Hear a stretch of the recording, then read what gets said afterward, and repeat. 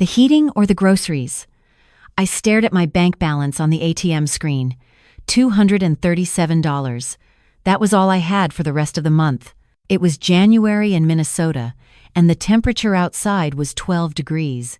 But we also needed food. I stood there in the parking lot, my breath forming clouds in the frozen air, trying to decide which necessity I could sacrifice. This wasn't supposed to be my life. My husband David was a successful corporate consultant. We lived in a 4-bedroom house in Edina. We had 2 cars in the garage. But I was standing in front of an ATM at 9 o'clock on a Tuesday morning, choosing between warmth and food. I withdrew $40 for groceries. I'd keep the heat at 62 and wear more sweaters. The thing about financial abuse is that it doesn't announce itself. It creeps in quietly, disguised as love and protection. When David and I got married 32 years ago, he'd said, "Let me handle the money, honey. You focus on your students." I'm good with numbers, and I'd been grateful. I was 26, a new middle school teacher, and math had never been my strong suit. But somewhere along the way, handling the money became controlling every penny. It became asking permission to buy shampoo. It became weekly allowance meetings where David reviewed my spending with a spreadsheet and a disappointed frown. "Linda, why did you spend $18 at Target?" I needed. I bought some socks. Mine had holes. "Did you check if we had socks in the storage bins in the basement?" I had checked. Those socks were from 1,997 and had lost all their elastic. But I didn't say that. I'd learned not to say that. The heating bill came 3 days later, $263. I looked at my bank account, $197 remaining. The bill was due in 12 days. I did the math. If I could make $40 stretch for groceries until David's next deposit into my account, I could pay the bill, pasta, rice, whatever was on sale. I remember the exact moment I realized something was deeply wrong. It was a Saturday morning, and our daughter Jennifer was home visiting from college. She was 23, working on her MBA at Northwestern. She sat at our kitchen counter, scrolling through her phone, when she suddenly looked up at me. "Mom, why don't you have your name on the house deed?" I was washing dishes. I stopped, my hands still in the soapy water. "What?"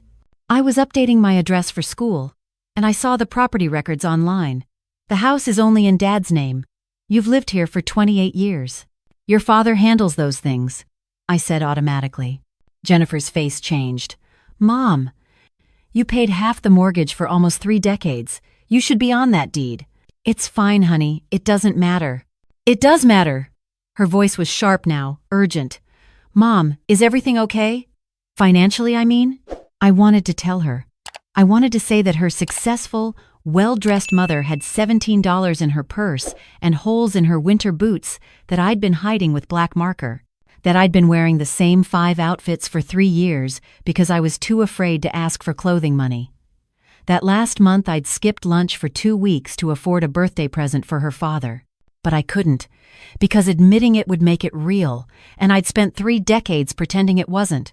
"Everything's fine," I lied. 2 months later, on a Tuesday afternoon in March, David came home early. I was grading papers at the dining room table. He walked in, loosened his tie, and said the words that would break apart my carefully constructed denial. "Linda, I'm leaving. I've met someone else." I remember the pen falling from my hand, the red ink bleeding onto a student's essay about courage. "What?" "Her name is Nicole. She's a VP at one of my client companies. She's independent. She has her own career, her own money. She doesn't need me to take care of her." The irony was so sharp it could have drawn blood. He was leaving me for a woman who had her own money, while I sat there with $34 in my checking account and his name on everything we owned. "I'll have my lawyer send you the papers," he continued, as if he were discussing a business contract. "You can stay in the house for 60 days while we work out the details. I'll continue your monthly deposits until the divorce is final." He left that night, packed 2 suitcases, and walked out of our marriage like he was checking out of a hotel. I sat on the couch for 3 hours, not moving, not crying, just sitting. When Jennifer called, I heard myself telling her, my voice flat and disconnected. She said she was driving home immediately. I told her no, stay at school, I'm fine. We both knew I was lying. The next morning, I woke up at 5 a.m., to an empty house. I made coffee and sat at the kitchen table. That's when I saw the note David had left. It was under the fruit bowl. "Linda, your March allowance is in the account. Remember to keep grocery receipts for tax purposes. D. Allowance." After 32 years of marriage, of raising his daughter, of teaching hundreds of children while he built his career, I got an allowance. And he wanted my grocery receipts. Something cracked open inside me. It wasn't anger yet. It was just clarity. Like someone had turned on a light in a room I'd been stumbling through in the dark for decades.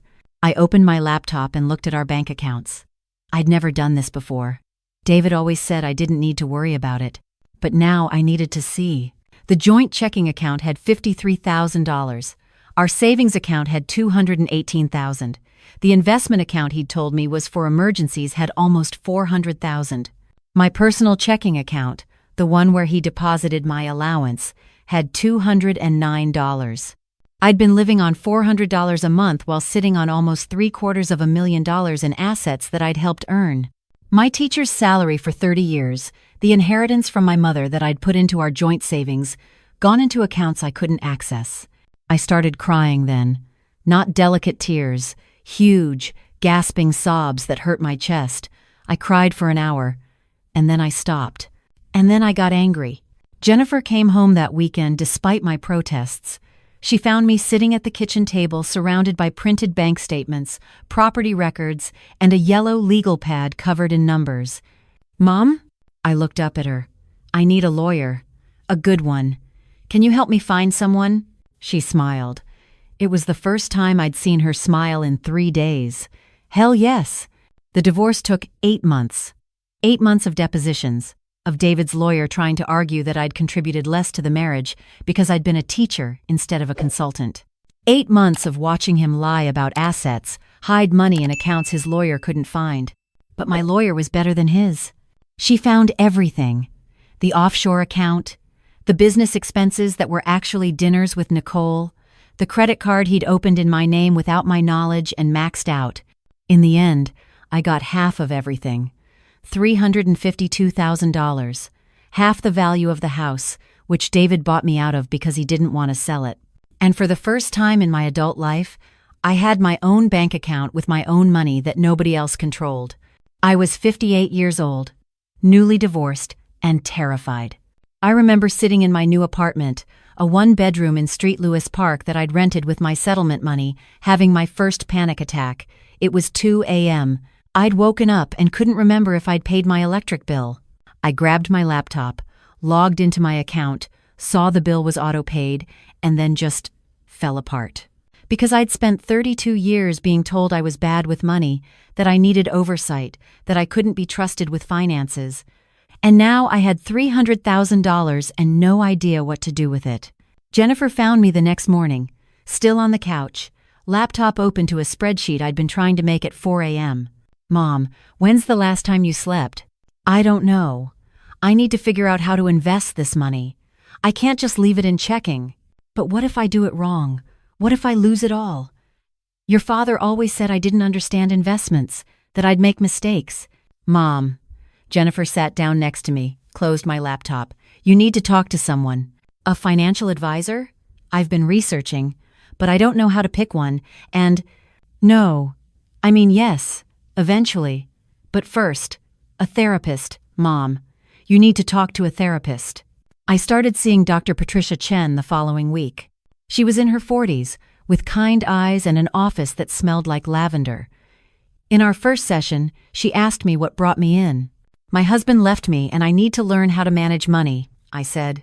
She waited. "I mean, my ex-husband. We're divorced now." She kept waiting. And then I started talking. Really talking. About the allowances and the receipts and the holes in my boots and the time I'd eaten instant ramen for a week so I could afford to contribute to Jennifer's graduation present. About standing in parking lots choosing between heat and food. About how I'd felt when I saw those bank statements. About how I still sometimes caught myself thinking I needed to ask permission before buying coffee. "Linda," Dr. Chen said gently, after I'd been talking for 40 minutes straight, "what you experienced wasn't just financial difficulty, it was financial abuse." I'd never heard those words applied to my situation before. Financial abuse. It sounded so dramatic, so serious. But when she explained what it meant, controlling someone's access to money, creating dependency, using finances as a tool of power, I realized that's exactly what it had been. The work ahead isn't just about learning to manage money, she said. It's about learning to trust yourself again. That became my focus. Trusting myself. It started small. Dr. Chen suggested I buy myself something I wanted. Not needed, wanted. Without asking anyone's permission, or justifying it to anyone. I bought a cashmere sweater. It was $147. I stood in the store for 20 minutes, holding it, putting it back, picking it up again. Finally, I bought it. And then I wore it home and had a panic attack in my car about being irresponsible with money. But I kept the sweater. Slowly, so slowly, I started to build a new life. I went back to teaching. I'd taken a leave of absence during the divorce. My students were a lifeline. 13-year-olds asking about the Revolutionary War, writing terrible poetry, fighting about lunch table seats. It was normal. It was real. It was mine. I also started attending a support group for women rebuilding after divorce. That's where I met Patricia. Different Patricia. Not my therapist, who'd gone through something similar. She'd been a stay-at-home mom for 20 years, and her ex-husband had left her with no job experience and no credit in her own name. "What are you doing now?" I asked her during a coffee break. "I'm in school. Community college. Getting my accounting degree." She grinned. Figured if I learned how money works, nobody could ever do that to me again. Something clicked in my brain. Learn how money works. Not just manage my own money, but actually understand it. Understand investing, financial planning, all the things David had kept mysterious and complicated. I started taking classes. First at community college, basic accounting, personal finance, then online courses about investing, retirement planning, wealth management. I was hungry for it. Every concept I mastered felt like taking back a piece of myself that had been stolen. Jennifer noticed the change. "Mom, you're like obsessed. You do know you don't need to become a financial expert, right? You can just hire one." "I know. But I want to understand it." For me. At 60 years old, I enrolled in a certification program to become a financial advisor. My classmates were mostly in their 20s and 30s. One kid asked if I was there to audit the class. I said no. I'm here to get certified and build a second career. It took me 2 years. 2 years of studying, of taking exams, of doing internships at financial planning firms. I was 62 when I finally got my CFP certification, Certified Financial Planner. I framed it and hung it in my apartment. But I didn't want to work for someone else's firm. I'd spent enough of my life being controlled, directed, managed, so I started my own practice. Small at first, just me, working from my apartment, taking on clients who were referred by other women from my support group. My specialty became obvious pretty quickly. Women going through divorce, women who'd been financially controlled, women who were terrified of money because someone had spent years telling them they couldn't handle it. I understood them. I'd been them. My business grew. After a year, I rented a small office. After 2 years, I hired an assistant. After 3 years, I had enough clients that I was turning people away and referring them to other advisors I'd vetted carefully. I was 65 years old, and I'd built something I never imagined I could build. A business, a reputation, a life that was completely mine. Jennifer was proud. She told everyone about her mom who went back to school at 60 and started a successful business. I think I was proud too, though I still sometimes had moments of disbelief. Moments where I couldn't quite accept that this was my life now. It was a Tuesday morning in April when I got the email. From a corporate address I didn't recognize, asking if I had availability to consult on a financial restructuring project for a mid-sized consulting firm. They'd heard I specialized in complex financial situations requiring discretion. I almost deleted it. I was booked solid for the next 2 months. But something made me respond, asking for more details. The reply came an hour later. The firm was having cash flow issues. They needed someone to review their financials, identify problems, and create a restructuring plan. They needed someone who could be discreet. This couldn't leak to their clients or it would destroy their reputation. I recognized the firm's name immediately. It was David's company, the consulting firm he'd spent 30 years building, the one he'd told me was thriving, successful, prestigious. And now they needed my help. I sat at my desk for a long time, staring at that email. Part of me wanted to delete it. To avoid him, avoid the awkwardness, avoid everything. But another part of me, the part that had spent 3 years building confidence and expertise, thought, why should I avoid anything? This is my job. I'm good at it. His problems aren't my problems anymore. I replied that I had availability and would need to review their financial statements before committing to the project. The statements arrived the next day. I opened them, put on my reading glasses, and started analyzing. It took me less than an hour to see the problems. Overspending on luxury office space, unbalanced client portfolio, too dependent on 2 major accounts, no emergency reserves, expensive business development charges that looked suspiciously like personal expenses. It was almost funny.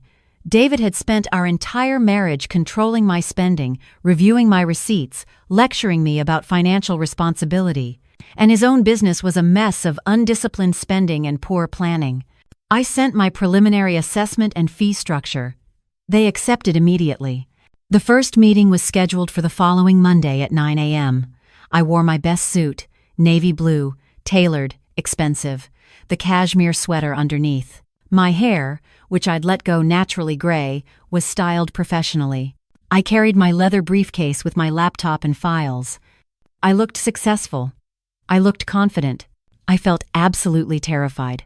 The receptionist directed me to the conference room. I walked in, set up my laptop, arranged my notes. I was ready 10 minutes early, using the time to calm my breathing and remind myself, you belong here. You earned this. You know what you're doing. At exactly 9 a.m., the door opened. 3 people walked in, the company's operations manager, their CFO, and David. He stopped in the doorway when he saw me. His face went pale, completely white, like he'd seen a ghost. Linda? Good morning, I said, my voice professional and steady even though my heart was pounding. I'm the financial consultant you hired. Shall we begin? The meeting was surreal. I presented my analysis of their financial situation. I showed them exactly where they were hemorrhaging money. I outlined a restructuring plan, cuts they needed to make, policies they needed to implement, the timeline for getting back to solvency. David barely spoke. He kept staring at me like he couldn't quite process what he was seeing. The woman who'd needed his permission to buy groceries was now sitting at the head of his conference table, telling him his business was poorly managed and explaining how to fix it. When I finished my presentation, the CFO asked, "Can you start immediately? We're running out of time here." "I can start next week. My fee structure is in the proposal I sent. The initial contract is for 3 months, with the option to extend if needed." "That works. Can you send over the contract today?" "I'll have it to you by this afternoon." I packed up my materials, shook hands with the operations manager and the CFO, and walked toward the door. David followed me into the hallway. "Linda, wait." I turned. He looked older, grayer, tired. "I didn't know you were." "I didn't know you did this," he said. "Financial consulting?" "Yes. I've had my own practice for 3 years now. But you were a teacher. You didn't even, you never understood investments or... Turns out I understand them quite well when someone actually teaches me, instead of telling me I'm too incompetent to learn." He flinched. "Linda, I never said you were incompetent." "You didn't have to say it, David. You showed it. Every time you checked my grocery receipts, every time you made me ask permission to buy necessities, every time you told me I didn't need to worry about money because you were handling it. I was trying to protect you, to take care of the finances so you didn't have to stress about it." I smiled. It wasn't a kind smile. "No, you were trying to control me. There's a difference. That's not... I never meant..." He ran his hand through his hair, a gesture I remembered from 1,000 arguments. "Look, I know the divorce was hard. I know I hurt you. But I'd like to think we can be civil now. Professional. We can absolutely be professional," I said. "That's why I'm taking this contract. Because I'm a professional. I'm good at what I do. Your company needs help, and I can provide it. This is business." "Right, business." He looked uncomfortable. Can I ask you something? Sure. How did you become a financial advisor? When did you even start? About 3 months after you left me with $34 in my checking account and $300,000 in assets, I didn't know how to manage. I was terrified. So I learned. I went back to school at 60, got certified, built a business, helped a lot of women who were in situations similar to what I went through.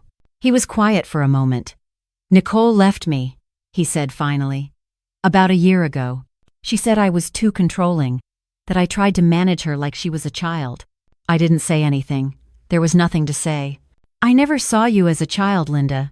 I thought I was being helpful. David, you gave me an allowance. You checked my receipts. You kept your name on everything while I had nothing. That's not being helpful. That's being controlling. I didn't realize. I never thought about it that way. I know you didn't. That's the problem. He looked at me, and for a moment I saw something that might have been regret, or maybe it was just discomfort at being confronted with his own behavior. For what it's worth, he said quietly, I'm sorry. I really am. I nodded. Thank you for saying that. And for what it's worth, you look good. Successful. Happy. I am happy. Happier than I've been in 30 years. I left him standing in the hallway and walked to my car. I sat in the driver's seat for a few minutes, just breathing, processing what had just happened. Then I called Jennifer. Hey, Mom, how'd it go? It was David's company. What? No. You're kidding. Nope. He walked into the conference room and almost passed out when he saw me. Oh my God. What did you do? I did my job, presented my analysis. They hired me. Jennifer was quiet for a second. Then she started laughing. Mom, that's the most badass thing I've ever heard. You're going to be his financial consultant? The man who gave you grocery allowances? Apparently so. How do you feel? I thought about it. Honestly, I feel okay. Good, even. 3 years ago, this would have destroyed me. But now, it's just a job, a good contract. He doesn't have power over me anymore. I'm proud of you, Mom. Thanks, honey. That night, I sat in my apartment, which I'd recently bought, putting my name on the deed all by myself, and reflected on everything.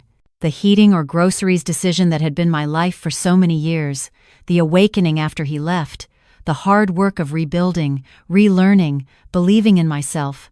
I thought about David's comment about protecting me, taking care of things so I didn't have to stress, and I realized something important. The opposite of being controlled isn't being reckless. It isn't making bad decisions or refusing help. The opposite of being controlled is having choices, having agency, being trusted to make your own decisions and live with the consequences, both good and bad. For 32 years, I hadn't had that, and I'd been so deep in it that I couldn't even see it. I'd thought I was being taken care of when I was actually being controlled. I'd thought I was protected when I was actually being made powerless. But now I had choices. I could take David's contract or decline it. I could help him or refuse. I could be professional or petty. The choice was mine, and I chose to take the contract, not because I wanted revenge. I didn't need revenge. His life falling apart wasn't my victory. My victory was building something he never saw coming, building a career, a business, a life that was completely mine, building skills he'd told me I didn't have, becoming the expert he'd claimed I could never be. 3 months later, I finished the contract. David's company implemented all my recommendations. They stabilized their cash flow, diversified their client base, and built the financial reserves they should have had all along. They offered me a permanent retainer. I declined. I had enough clients. I didn't need to keep working with him. The last meeting was brief. I handed over my final report, shook hands with the management team, and packed up my materials. David walked me to the parking lot. Linda, I just want to say thank you. Really, you saved us. You're welcome. It's what you paid me for. Still, I appreciate it. And I appreciate you being professional about everything. Of course. He hesitated. Can I ask what you're going to do now? Are you taking on new clients? I'm actually thinking about teaching, I said. Financial literacy classes for women going through divorce. Maybe writing a book about financial independence after abuse. That sounds perfect for you. He smiled. It looked genuine. "You were always a great teacher." "I still am." We stood there for a moment in the parking lot, two people who'd once promised forever to each other, and now were essentially strangers. "I hope you're happy, Linda. I mean that." "I am. For the first time in decades, I really am." I drove home to my apartment, made myself dinner in my kitchen, and sat on my couch with my laptop. I opened a new document and titled it, "The Heating or the Groceries? A Guide to Financial Independence After Financial Abuse." And I started writing. Because here's what I'd learned over these past few years. The opposite of being controlled isn't just freedom, it's power. The power to make your own choices, the power to trust yourself, the power to build something nobody thought you could build, least of all yourself. I'd been given an allowance for 32 years. Now I had my own money, my own business, my own life. I'd stood in parking lots choosing between necessities. Now I had options. David had left me for someone independent, someone with her own money, and in doing so, he'd forced me to become exactly that. The greatest irony of my life, his betrayal had set me free. I was 65 years old. I had 300 clients, a thriving business, and more confidence than I'd had at 25. I'd learned to trust myself with money, with decisions, with life. And the best part? I didn't need his permission anymore. Not for anything. Not ever again. That realization, more than anything else, more than the successful business or the financial security, or even the satisfaction of him seeing how wrong he'd been about me, that was my real victory. I'd taken back my power, and I was never giving it away again.